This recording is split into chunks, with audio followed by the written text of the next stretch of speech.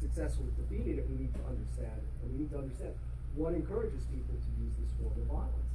And part of it is that, as I write at the end of the book, in certain circumstances, the truth is it has been successful. Arafat would not have been invited to the United Nations in 1973 had it not been for Palestinian terrorism. The PLO would not have been invited to observer status in the UN shortly afterwards, to the point where by the end of 1974, the PLO had diplomatic relations with more countries than Israel, the established nation state. The PLO was not a state entity.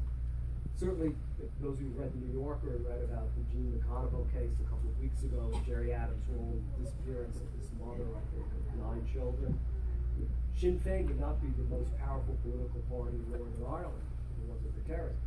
And putting aside the debate whether Jerry Adams was a terrorist, that expose makes it pretty clear that he did command an IRA unit. And many of the leading you will be familiar with them too from the 1970s and 80s. Many of the leading Sinn Féin councillors were not as bashful or shy as Jerry Adams in explaining their backgrounds. And then you look at Hezbollah, and Hezbollah controls Lebanon now. So, I mean, that's the question. Having studied terrorism literally since I started graduate school in 1976, if it's so unsuccessful, why does it persist? And in fact, my question is, why has it gotten even worse in the current century?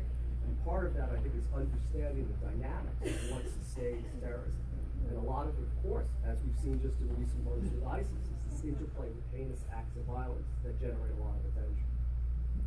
We're going to take these 2 last